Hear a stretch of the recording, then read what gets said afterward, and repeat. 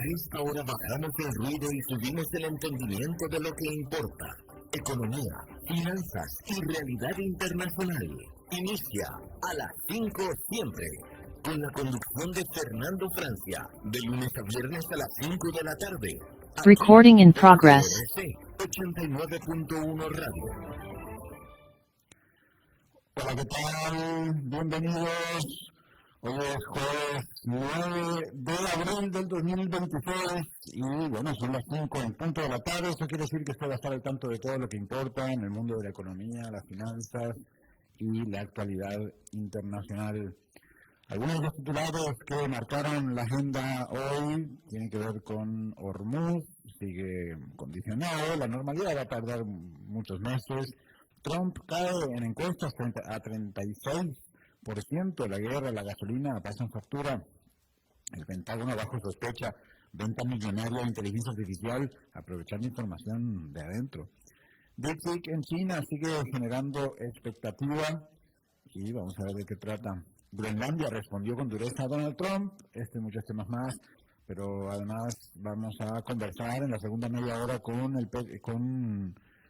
Luis Javier Citrón Gutiérrez sobre la situación actual de Puerto Rico y sus constantes movimientos de independentistas y reunificadores, en fin, varios movimientos internos en la isla. Al finalizar, la columna de Claudio Uribe sobre relaciones internacionales. Y bueno, ustedes ya saben, la producción de Mauricio Sandoval y los controles de David Guerrero. Vamos a empezar con una muy breve pausa para ordenar un poco la información y enseguida estamos con todo aquí a las 5 siempre. Regresamos a las 5 siempre con Fernando Francia. Regla básica es, si hay techo, se instala aislante Prodex. Y en paredes livianas también se instala Prodex. Porque construir también es responsabilidad. Menos calor, más confort y la seguridad de un producto certificado y garantizado. Así es como se hacen bien las cosas. Exíjalo en las principales ferreterías del país. El confort lo tiene Prodex. El agua es vida, salud y bienestar. Por eso, vos y los tuyos necesitan agua purificada, ozonizada y embotellada San Ángel. Hace que tu vida sea más larga y saludable con agua San Ángel. Disfrútala naturalmente y vivir una experiencia con agua purificada San Ángel. Pureza que se siente. Búscanos en Facebook como Agua San Ángel. En Costa Rica existe una tradición pura calidad, la tradición de compartir nuestro café montaña 100% puro, un café tan puro como nuestro orgullo pico, tan puro como el pura vida. Café montaña es pura calidad. ¿Y si tus próximas vacaciones fueran en alta mar? Viaja con Royal Caribbean y descubrí lo último en aventura, descanso y diversión a bordo. Ahora con salida sin visa desde Panamá y Cartagena y rutas inolvidables por los destinos más increíbles del mundo. Aprovecha las promos especiales y encontrá el viaje que te mereces. Llama ya a tu agente de viajes o a GSA Cruceros al 2234-1818. Visita royalcaribbean.cr o búscanos como royal.gsa en redes sociales. Royal Caribbean y GSA Cruceros te llevan a navegar el mundo. Es más fácil y económico prevenir que corregir. Cetecom existe para ayudar al sector bancario, hospitalario, instituciones gubernamentales y empresas privadas para dar un servicio de calidad y a un precio justo. Se especializan en la venta, instalación y soporte técnico de generadores eléctricos de todas las marcas a nivel nacional. Distribuidores directos de Dipsy Electronics y Onis Visa. Búscalos en los Viveros de Santa Rosa, local 18, WhatsApp 6196-1355 o visitar cetecom.com. Cetecom, más de 26 años a su lado.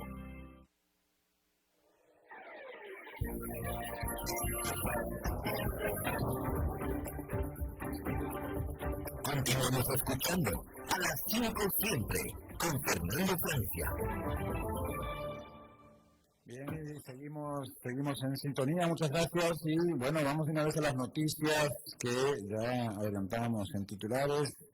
Empezamos en Estados Unidos, una firma de lobby dirigida por un amigo de cacería de Donald Trump Jr. ayudó a una empresa china a conseguir una rara victoria en Washington. Reuters reporta que el grupo Checkmate facilitó una reunión clave con el Comité de Inversión Extranjera de Estados Unidos y poco después el organismo rechazó realizar una inversión china en una startup estadounidense. Así que ahí este informe de Reuters sobre la familia Trump. Y siguiendo con la familia Trump, que hizo una apuesta multimillonaria por Bitcoin en 2025 y el resultado, según un recuento periodístico, fue amargo. Trump Media vendió acciones y bonos convertibles para volcar unos 2.400 millones de dólares al criptoactivo, justo cuando rondaba los máximos. La jugada aumentó deuda, redujo el peso del negocio original y dejó pérdidas severas cuando el precio se dio vuelta, indica Forbes. Así que, pues, ahí están un revés también para estos negocios de la familia Trump. Y bueno, en California, también en Illinois, avanza una ofensiva legislativa para limitar la entrada de capital externo en bufetes de abogados. La idea es levantar muros éticos que impidan a inversionistas, no abogados, influir en contratación, honorarios o criterio profesional. Reuters, la agencia de noticias, señala que el movimiento refleja el creciente interés por asociar estudios jurídicos con capital privado y negocios auxiliares. En otros temas, la aprobación de Donald Trump cayó a 36%, con 62% de desaprobación, según la serie de encuestas de Ipsos para Reuters. El deterioro se da en plena guerra con Irán y con la gasolina más cara. Trump conserva más apoyo entre hombres que entre mujeres y entre votantes blancos que entre hispanos o negros. Pero el desgaste aparece en casi todos los segmentos demográficos. Así que baja la aprobación de Donald Trump en año electoral, no electoral de Donald Trump, pero sí para el Partido Republicano, que pues obviamente arrastrará esa desaprobación o esa aprobación. En Estados Unidos también Meta amplió su alianza con CoreWeave, que con un nuevo acuerdo por $21 mil millones para asegurar más capacidad de nube e inteligencia artificial hasta 2032. CoreWeave, muy ligada a NVIDIA, le dará a Meta acceso inicial a los nuevos chips Vera Rubin. La movida muestra hasta dónde está dispuesta a llegar la empresa para no quedarse atrás en la carrera por inteligencia artificial. Así que Meta mueve también sus fichas para seguir en la carrera. Y un alto funcionario del Pentágono que supervisa la política de inteligencia artificial obtuvo ganancias entre 4 millones y 24 millones de dólares al vender su participación en xAI, la empresa de Elon Musk. El caso levanta dudas éticas porque, según el reporte, el funcionario empuja más uso de inteligencia artificial en defensa y negocia con compañías del sector. Así que The Guardian hizo un informe sobre este alto funcionario y sus negocios en inteligencia artificial. NVIDIA volvió a subirse a la ola del optimismo del mercado tras el alto fuego con Irán. Sus acciones acumulaban 6 sesiones consecutivas al alza y una ganancia cercana al 10%, mientras los inversionistas volvían a comprar riesgo. El repunte refleja hasta qué punto la tregua geopolítica volvió a favorecer el gran emblema bursátil de la inteligencia artificial que es NVIDIA. Vamos a una nota de China, de Asia. DeepSeek sigue generando expectativa en China, pero su nuevo modelo, V4, todavía no aparece. La agencia de noticias AFP señala que el verdadero interés ya no es solo el chatbot, sino qué chips usó para entrenarlo, los de NVIDIA o alternativas chinas como Huawei. La respuesta importa porque se ha vuelto una prueba concreta del grado de autosuficiencia tecnológica china frente a las restricciones de Estados Unidos. En África, Djibouti celebra unas elecciones presidenciales que, salvo sorpresa, ya pareciera que tienen ganador. Este país que queda frente a Yemen, en el costado oriental de África, cerca de Etiopía y Eritrea, un país pequeñito, pues dará a Ismael Omar Guelleh un sexto mandato consecutivo y posiblemente extenderán a 27 años su permanencia en el poder. Sus críticos ven la contienda como pura competencia simbólica, mientras sus partidarios defienden la estabilidad de un país pequeño pero estratégicamente ubicado en el Mar Rojo y el Golfo de Adén. Pues ahí está, se mueve África con más procesos electorales, vamos a decirlos complicados o complejos, por no darle alguna otra característica. Marruecos y la Unión Europea firmaron acuerdos para profundizar cooperación en inteligencia artificial, infraestructura digital y startups, con la ambición declarada de construir una tercera voz entre Estados Unidos y China. Así que la Unión Europea quiere ser parte de esto, pero Marruecos se suma con un acuerdo entre ambas regiones, entre país y región. El plan incluye trabajo conjunto entre centros europeos de supercomputación y la Universidad Mohammed VI, además del cable submarino Medusa para mejorar la conectividad del norte de África. Así que Marruecos se suma ahí a la carrera de inteligencia artificial. Y vamos a Europa, aunque ya medio estábamos ahí. La ministra de Defensa española denunció que el ejército israelí actuó con violencia física contra un casco azul español retenido en Líbano durante una misión logística de la Fuerza Interina de Naciones Unidas. En Líbano, la SINUL, los cascos azules son soldados de diversos países que prestan sus servicios a las Naciones Unidas. El sargento fue liberado tras una protesta formal ante Israel y ante las Naciones Unidas, pero Madrid califica el episodio como una violación gravísima de normas internacionales por parte de Israel por violencia física contra un soldado. El primer ministro de Groenlandia respondió con dureza a Donald Trump después de que el presidente estadounidense llamara a la isla una gran pieza de hielo mal administrada. Jens Fredrik Nielsen dijo a Reuters que Groenlandia no es un trozo de hielo, sino una población orgullosa de 57.000 personas, y pidió a los aliados de la Organización del Tratado Atlántico Norte, la OTAN, defender el derecho internacional. Así que sigue las dimes y diretes entre Groenlandia y Estados Unidos. Esta vez le responde Groenlandia. Bien, las compras de vivienda en España por parte de estadounidenses subieron 3% el año pasado, aun cuando las adquisiciones extranjeras en conjunto bajaron.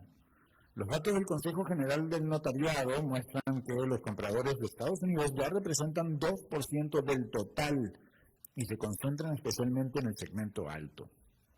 Agentes inmobiliarios mencionan, entre otras razones, inquietud por las políticas de Trump. ¿Será que estamos viendo un éxodo de estadounidenses hacia España? Bueno, eso no lo dice la nota, pero pues las compras de viviendas en España por parte de estadounidenses tuvieron 3% en 2025. Y en Reino Unido, Keir Starmer, primer ministro, dijo estar harto de que las facturas energéticas en Reino Unido suban y bajen por decisiones de Vladimir Putin o de Donald Trump.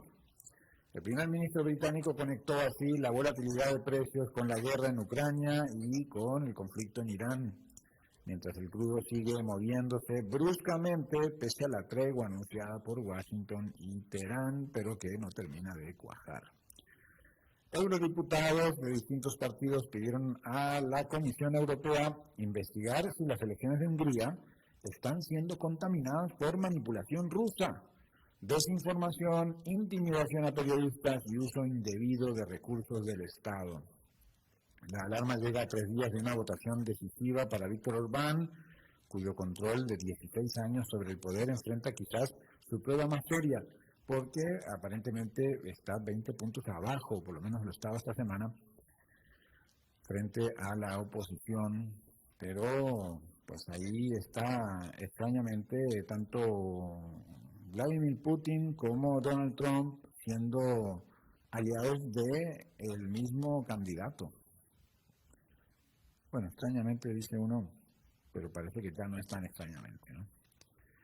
Vamos a América Latina. El gobierno de Colombia obligará a los fondos de pensiones a invertir al menos 70% de sus activos dentro del país.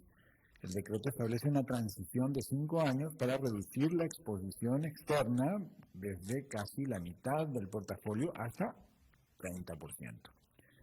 Bloomberg calcula que estas administradoras manejan más de 1.700 millones de dólares, por lo que el cambio puede mover fuertemente el mercado local.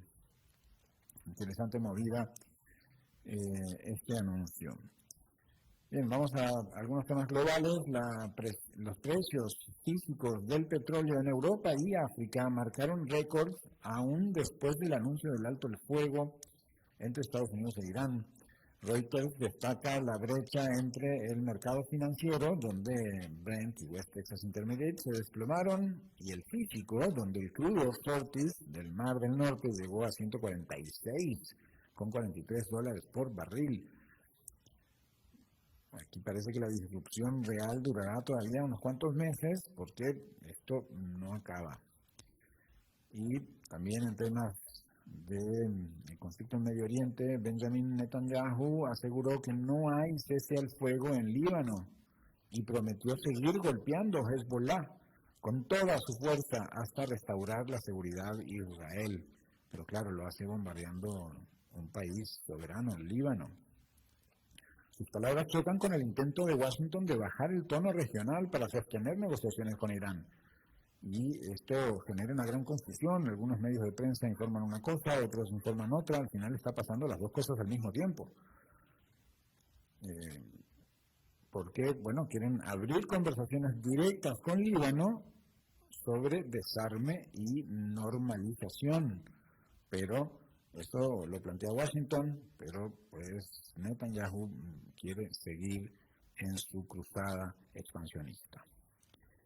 El petróleo volvió a mostrar que la tregua no resolvió el problema central. El West Texas Intermediate cerró en $97,87 y el Brent en $95,92, después de haber superado los $100 durante la sesión. O sea que hoy, durante el día, estuvo arriba de los $100, pese a que supuestamente estamos en esta tregua.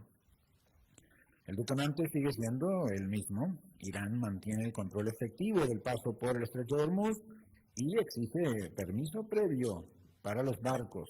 Abu Dhabi lo resumió así: eso no es libre navegación, eso es coerción, pero bueno, es la herramienta que tiene Irán, y allí está este tema que no se termina de resolver, mientras que J.D. Vance viaja a Pakistán a seguir las negociaciones.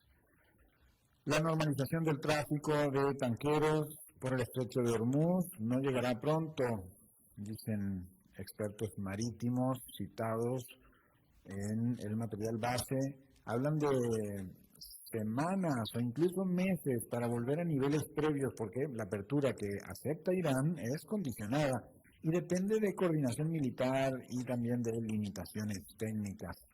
El mercado festejó la tregua, pero la infraestructura del comercio energético sigue bajo presión. No se ha solucionado nada todavía. Los años de la guerra con Irán podrían ser profundos también para el sistema del dólar. El material adjunto dice que el alto el fuego se mantiene, aunque el conflicto ya dejó efectos duraderos sobre la arquitectura monetaria y sobre la percepción del dólar como centro indiscutido de reservas, mientras el oro gana terreno como refugio activo de resguardo. Y el Bitcoin subió con fuerza junto con otras criptomonedas tras reportes de que Irán estudia cobrar peajes en los barcos que crucen Hormuz en activos digitales. El mercado les dio la noticia como una mezcla explosiva de geopolítica, energía y finanzas alternativas. Si una vía por la que normalmente pasa cerca de una quinta parte del crudo mundial empieza a usar cripto para cobrar, pues la señal excede lo simbólico y va a lo concreto, a lo práctico, y eso llevó al Bitcoin a subir su cotización, pero todavía se mantiene en los $71,000 cada Bitcoin. Bien, vamos a algunas de las noticias en profundidad. Acaba de salir, de publicarse el nuevo índice de confianza en la inversión extranjera directa de Kearney. Muestra que el mundo está en recalibración, dice el propio informe. Estados Unidos sigue en el primer lugar y lo hace por 14º año consecutivo, en primer lugar en el índice de confianza en la inversión extranjera. Pero ya no con la misma comodidad que tenía antes. Su puntaje bajó y también cayó el optimismo de los inversionistas, aunque conserva el liderazgo por su peso tecnológico, su escala y su desempeño económico de Estados Unidos, que todavía lo sostiene como el mercado más atractivo del mundo para la inversión extranjera.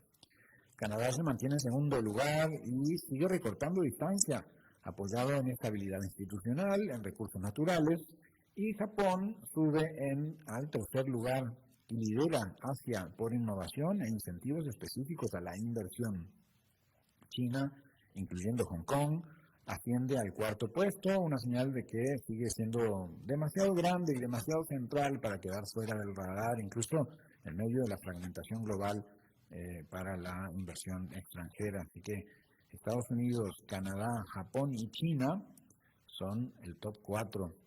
Lo interesante es que el tablero ya no se explica solo por economías maduras. Asia concentra buena parte de los nuevos mercados que ganan espacio, mientras Emiratos Árabes Unidos y Arabia Saudita consolidan su presencia entre los más atractivos.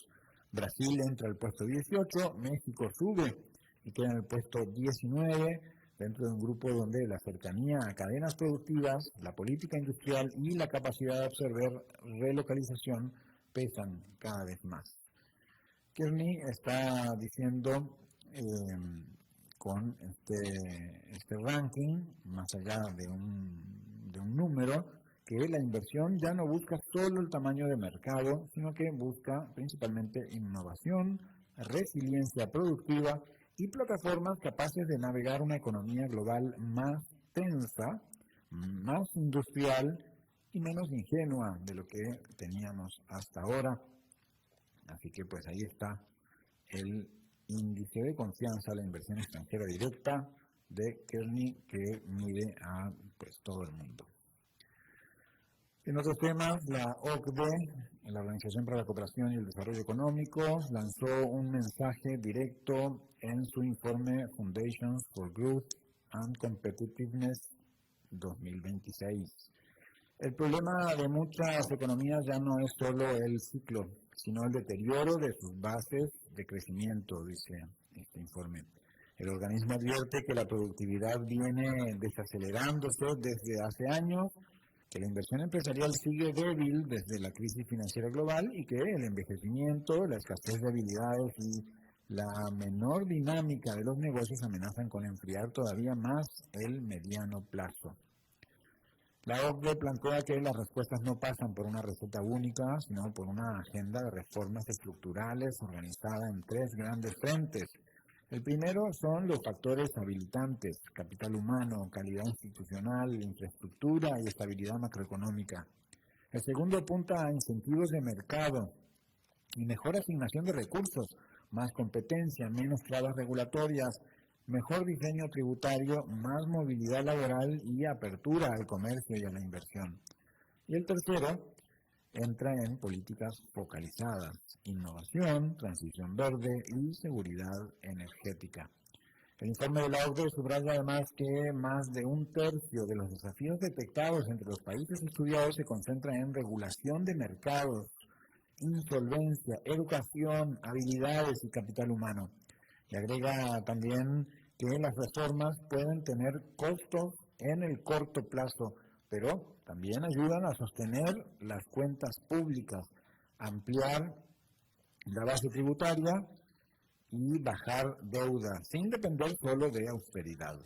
En otras palabras, la OCDE está diciendo que crecer más ya no será cuestión de esperar un mejor viento externo, sino de reconstruir las condiciones internas para competir mejor. Creo que nos da tiempo para una nota más de las que tenemos preparadas para ustedes. El liderazgo pasa a nuevos escenarios. El liderazgo en las empresas. Ejecución, inteligencia artificial y sucesión son las prioridades que marcarán el liderazgo en 2026, dice una firma internacional de búsqueda ejecutiva y asesoría en liderazgo con presencia global como Stanton Chase. Propone en su informe Leading Through 2026 una lectura bastante nítida del momento. La economía mundial seguirá avanzando, pero con menos impulso, como lo han dicho muchas instituciones, más fragmentación y mucho menos tolerancia al error. Así que este informe describe un mundo donde el crecimiento ya no viene servido. El Fondo Monetario Internacional, por ejemplo, citado en este informe, proyecta una expansión global de 3,1% para 2026, aunque ya estos números han bajado a 2,1%. Y es por debajo del promedio histórico previo. La encuesta de Stanton Chase, en esa encuesta, solo 24,6% de los ejecutivos dice que las condiciones económicas están mejor que hace un año, mientras 44% sienten que prácticamente están iguales. Esa neutralidad, según la consultora Stanton Chase, obliga a las empresas a generar su propio impulso. Crecer ya no depende tanto del viento a favor, sino de productividad y calidad del liderazgo y de la productividad y la ejecución. En América Latina, el informe de Stanton Chase describe un tablero, digamos que mezclado. La CEPAL proyecta 2,3% de crecimiento, el Banco Mundial proyecta 2,1% de crecimiento en 2026, y esto la consultora lo define como una etapa prolongada de bajo crecimiento. México conserva atractivo por el nearshoring, pero la incertidumbre alrededor del acuerdo comercial con Estados Unidos y Canadá enfría decisiones. Brasil, dice el informe, sigue lastrado por tasas altas y tensiones fiscales. Argentina aparece como posible historia de rebote tras la recesión. Chile conserva estabilidad, con apoyo en cobre y litio. Y Colombia muestra un mejor desempeño relativo, aunque con presión fiscal creciente. Stanton Chase subraya que la región no admite fórmulas copiadas, sino que exige una lectura país por país, experiencia regional y capacidad de ejecutar bajo volatilidad para los liderazgos empresariales de 2026. Así que 7 prioridades para el 2026: hacer que la inteligencia artificial funcione de verdad, asumir riesgos inteligentes en sostenibilidad, preparar sucesión, cuidar a la gente, a los colaboradores, manejar con humanidad los tiempos duros y redefinir el rol de los ejecutivos financieros. Estos son algunas de las de lo que comenta Stanton Chase en su informe sobre liderazgo empresarial para 2026. Vamos a hacer una pausa, enseguida volvemos con más. Continuamos escuchando a las 5 siempre con Fernando Francia. En el techo, Prodex. En la pared tibiana, Prodex. En el piso laminado, Prodex. Doña Maritza va con todo. Con Prodex no se pierde. Pues claro, maestro. Con Prodex voy a la segura. Más confort por todo lado. Y con respaldo garantizado. En mi casa, se vive y se siente Prodex. Exíjalo en las principales ferreterías del país. El confort lo tiene Prodex.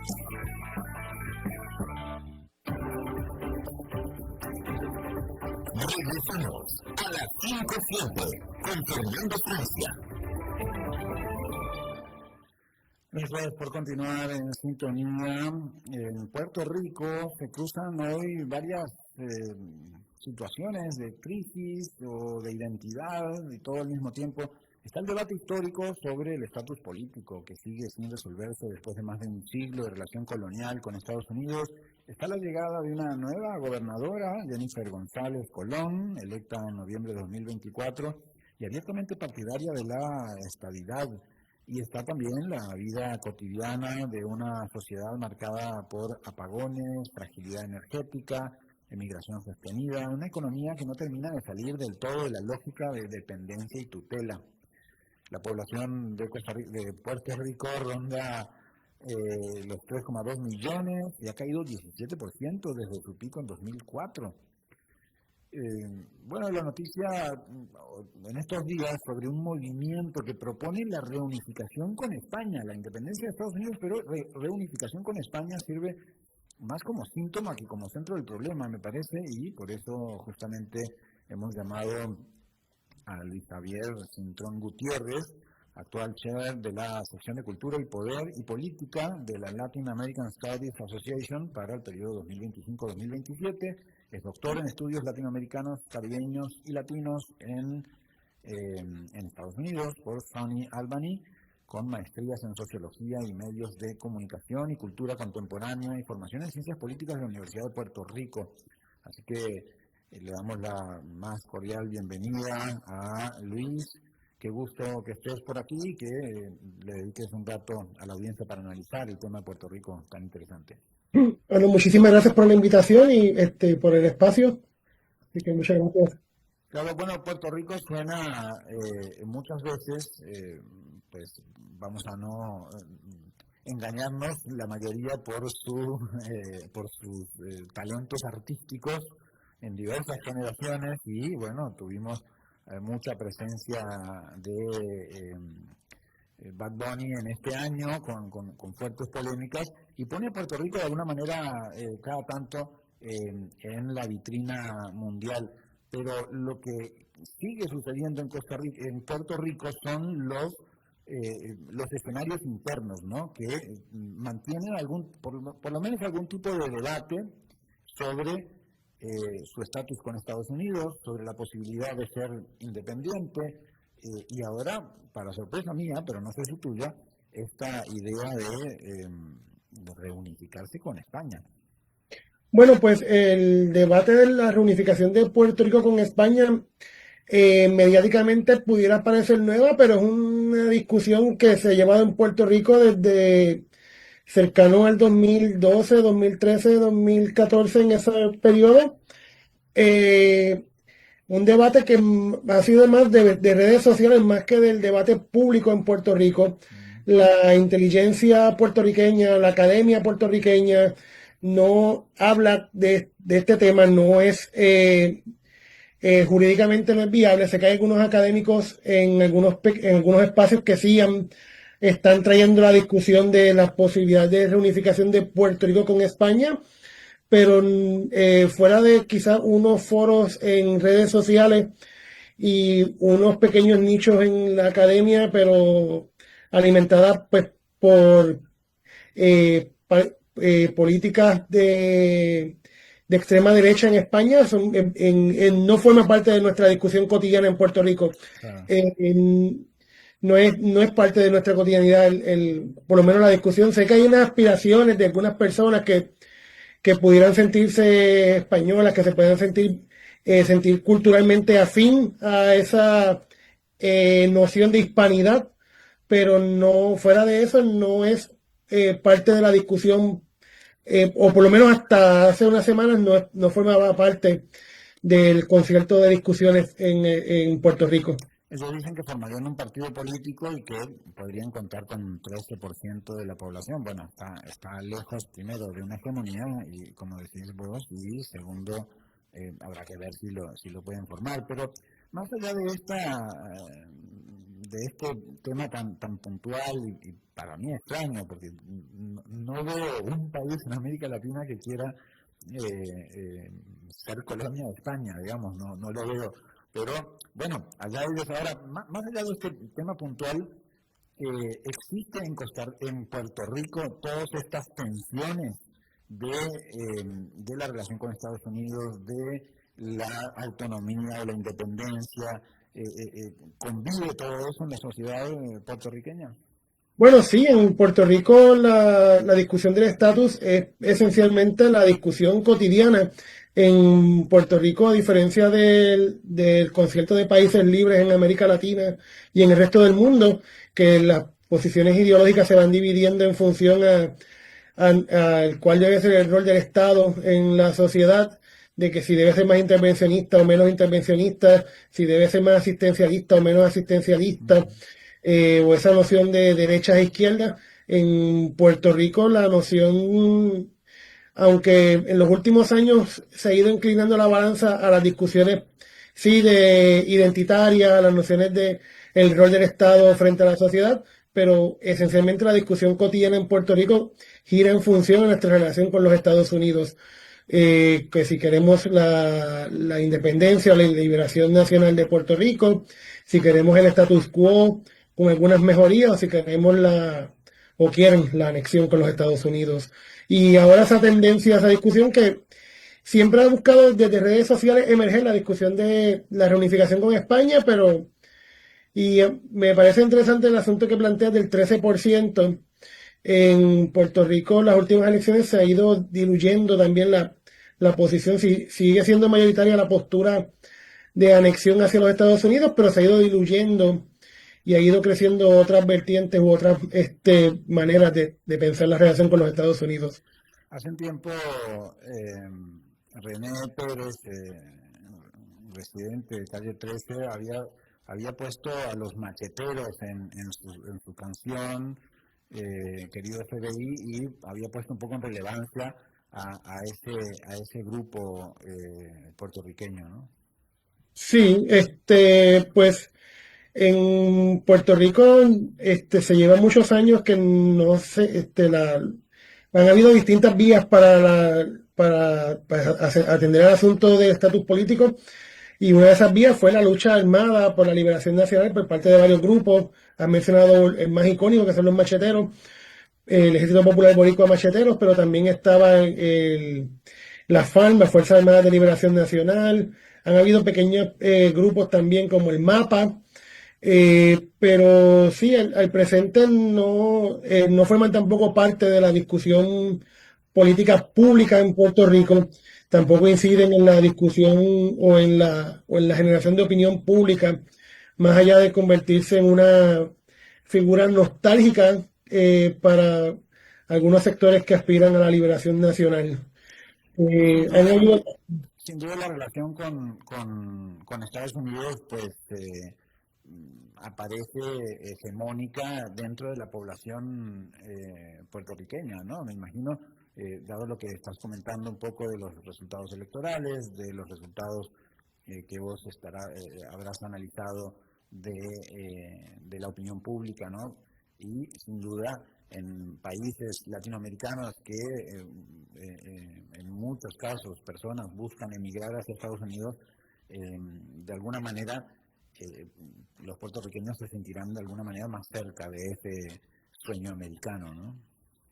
Bueno, eso es, en cierta manera, es como el reproche que muchos latinos y latinos tienen hacia los puertorriqueños, el asunto de que existe, entre comillas, una movilidad dentro de los Estados Unidos, pero al final del día es una movilidad a medias, porque los puertorriqueños y las puertorriqueñas no tienen los mismos accesos, los mismos recursos que puedan tener los estadounidenses que nacen en el mainland. Y también hay una discusión de que ahora con la administración Trump es mucho más latente y mucho más visible el asunto racial, el asunto de la América para quién. Varios sociólogos y sociólogas han ido trabajando también esa noción de la construcción de un Estados Unidos o un primer mundo donde la hegemonía blanca ha ido peleando poder y pues se ha ido pegando a discursos más xenofóbicos, más racistas y más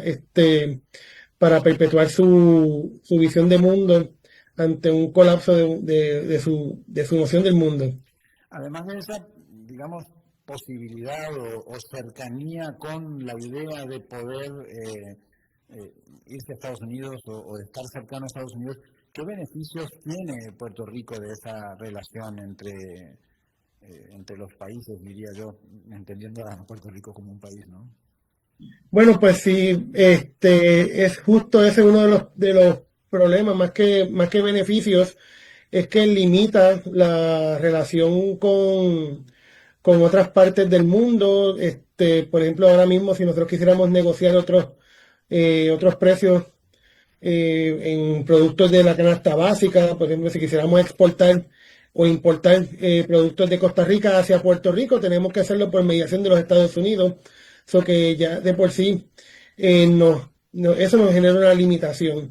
Quizás si viéramos en el colonialismo algún beneficio, pudiera ser el asunto de la transferencia de tecnologías, pero fuera de ello no hay un beneficio mayor que pudiéramos decir que, bueno, en un mundo unipolar, en un mundo donde la hegemonía esencialmente sigue siendo Estados Unidos,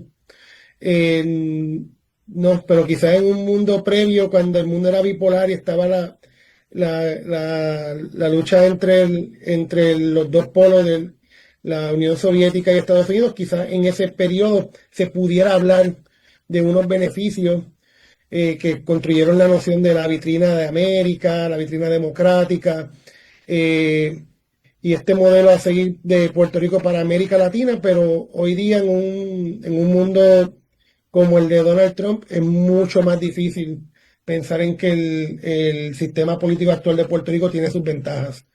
El puertorriqueño tiene pasaporte estadounidense. Sí, tiene el pasaporte estadounidense y con todas sus repercusiones que tiene ellos, pero al final del día el puertorriqueño como ciudadano estadounidense no tiene derecho, viviendo en la isla, en el archipiélago, de votar por el presidente de los Estados Unidos, ni votar por legisladores que son al final del día los que imponen la política pública en Puerto Rico. Por ejemplo, las políticas del el Big Beautiful Bill Act que está proponiendo Donald Trump, no hay representación de Puerto Rico para votar a favor o en contra de ello. Las leyes de cabotaje tampoco. Nosotros no podemos votar por las políticas fiscales que afectan a Puerto Rico, hasta Puerto Rico desde los Estados Unidos. Y nuestra ciudadanía, pues dentro del archipiélago, es muy distinta a la que puedan tener en Estados Unidos. En Estados Unidos pueden tener acceso al voto, pero aquí no. Y además también otros beneficios de seguridad social que ahora mismo con la administración Trump están en disputa. Tampoco tenemos acceso, eso que no es... no es solamente el pasaporte, es la cuestión de ejercer la ciudadanía. La ciudadanía no se ejerce plenamente y tampoco podemos ejercer una práctica de conversación común con otros países del mundo. Claro, y a nivel cultural, ya para terminar, y lamento abrir un gran tema, pero nada más para que lo menciones muy por encima para cerrar en un minuto. A nivel cultural, el puertorriqueño se siente, dirías, estadounidense, latinoamericano, o una especie de simbiosis entre ambos, o qué es lo que piensa el puertorriqueño de a pie. Bueno, pues ser puertorriqueño es una constelación de contradicciones, porque si bien es cierto que con la ciudadanía hay un asunto de que se pueden sentir estadounidenses, pero al final del día la práctica es sentirse parte de América Latina, o ser parte de América Latina, o ser español incluso, volviendo al inicio. Puerto Rico tuvo 400 años de colonialismo español, y eso no es, como dice la canción de Silvio, no pesan en balde. Tenemos unas prácticas que son esencialmente españolas, las prácticas religiosas, las prácticas navideñas, esas prácticas de hispanidad que ese grupo que quiere hablar con la reunificación con España reivindica. Eso que hablar de Puerto Rico no es hablar de una cosa monolítica, es hablar de muchos delirios o muchas constelaciones. Y voy a robarle 30 segundos más con el asunto de los movimientos de reunificación. Si uno mira en redes sociales, principalmente en los movimientos de extrema derecha en España, hay unos anhelos y unas nostalgias a volver a hacer ese imperio que fue España como corona. y hay movimientos pequeños en distintas partes de América Latina que aspiran a esa reunificación. Quizás el de Puerto Rico pueda ser más visible por la cuestión colonial, pero si uno ve en redes sociales y movimientos como Hispanistas Unidos, etcétera, uno puede encontrar que hay un pequeño síntoma ya volcándose hacia la derecha y hacia el discurso de hispanidad. Bueno, pues muy interesante, Luis. Muchas gracias por todas estas valoraciones y análisis de Puerto Rico. Muchísimas gracias por la invitación. Bien, nuestro invitado era Luis Javier Cintrón Gutiérrez, actual chair de la sección de Cultura, Poder y Política de la Latin American Studies Association para el periodo 2025-2027, doctor en estudios latinoamericanos y mucha preparación académica más. Con eso terminamos esta entrevista. Muchas gracias.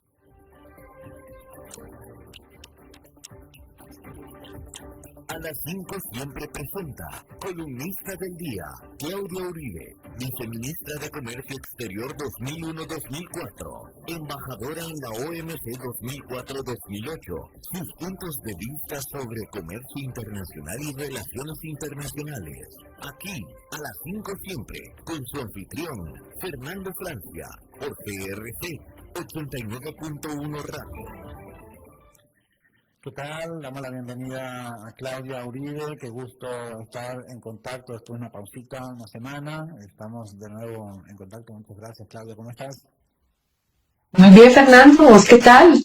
Súper bien, con todo para esta semana y para seguir, porque la realidad, la información no para y vaya que 2026 nos agarró, pero casi que fuera de base con todo, ¿verdad?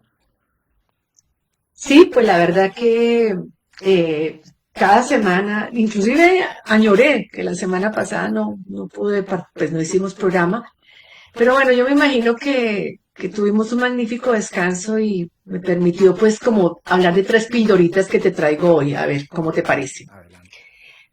Voy a primero con una que se llama efectivo versus pago electrónico.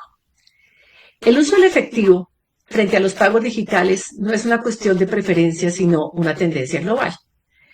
Países como Suecia han avanzado hacia una economía prácticamente sin efectivo. De hecho, lees en todos los establecimientos públicos privados cashless. Inclusive los bancos ya no manejan billetes ni aceptan billetes. La promesa es que con el pago electrónico habrá más eficiencia, seguridad y reducción de la informalidad. Pero el costo invisible parece ser otro. La trazabilidad absoluta de todas las transacciones. Cada pago con tarjeta, teléfono, reloj o computador deja un rastro. Y entonces no es solo una compra, es un torrente de información que va asociada a cada pago.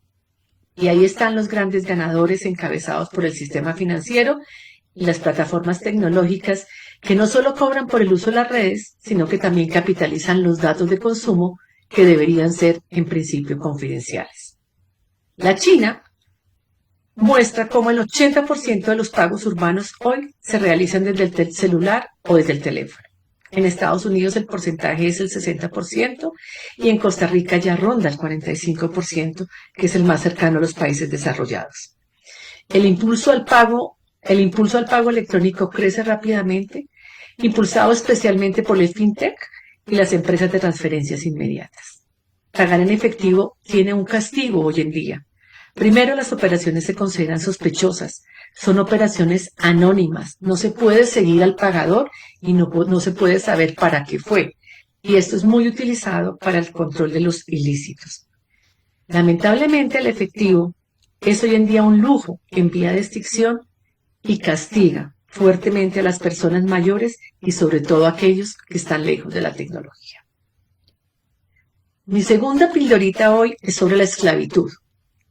El 25 de marzo pasado, la Asamblea General de las Naciones Unidas condenó la esclavitud africana, un sistema de explotación que durante 4 siglos codificó seres humanos y su dependencia como propiedad hereditaria, enajenable y perpetua. Este fue un hecho histórico. La trata transatlántica de esclavos y la esclavitud racializada de africanos quedó catalogada como crimen de lesa humanidad, el más grave de la historia. El proyecto de resolución para condenar todas las formas de esclavitud, las anteriores y las contemporáneas, fue impulsada por el Sur Global.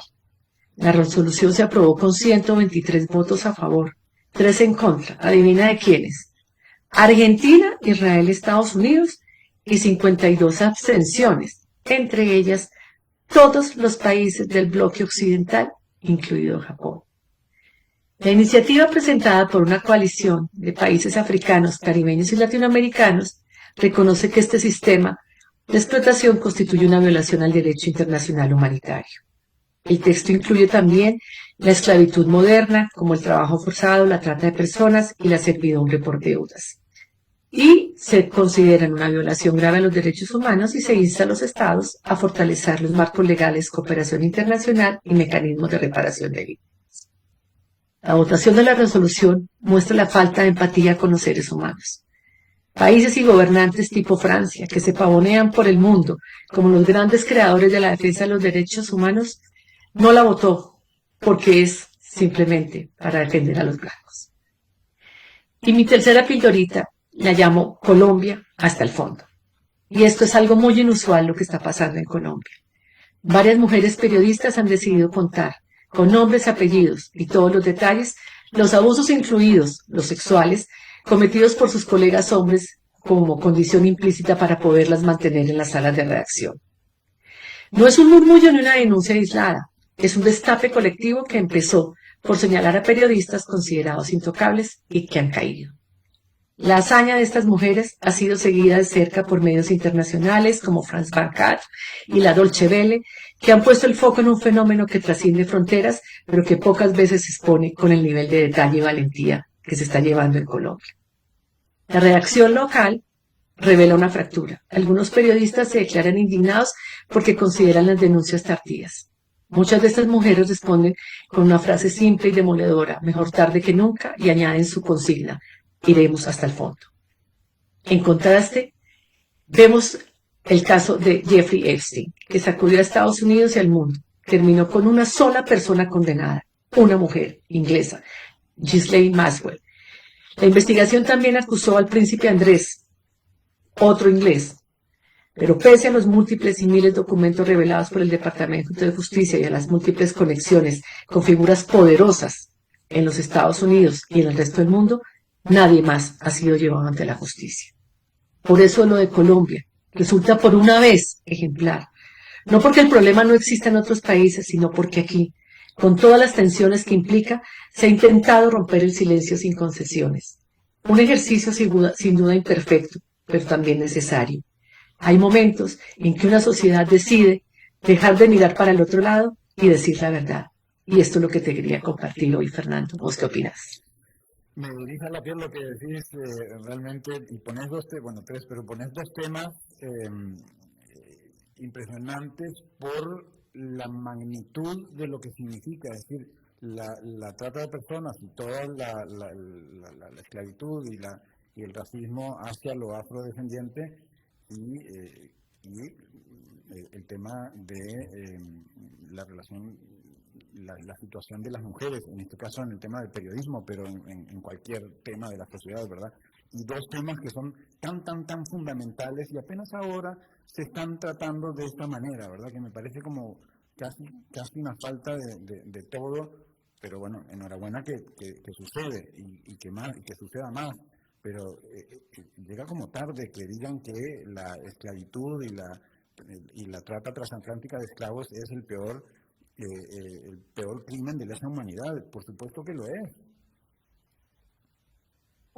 Realmente, Fernando, esta noticia sucedió justo antes de Semana Santa y yo dije, tengo que compartirla a las 5 siempre esto, porque pasa desapercibida, casi nadie ven estas cosas, pero esto es algo muy importante y bueno, por eso, aunque un poquito pasadita de moda, aquí la traje. No, pasadita de moda no, porque es importantísimo y es lo peor que ha pasado en la humanidad, punto. Sí, así es. Sí. Con mucho gusto, Fernando. Hasta la próxima semana. Muy bien, era Claudia Uribe, ya ustedes la conocen, amiga de este programa y de ustedes, y con este amigos llegamos al final. Gracias por una tarde más que compartimos, que nos informamos de cómo está el mundo en temas de economía, finanzas y geopolítica. con producción de Mauricio Sandoval desde Bogotá, David Guerrero en controles. Me despido, nos vemos en 23 horas. Hasta la próxima. Concluye a las 5 siempre. Economía, finanzas y realidad internacional para entender lo que importa.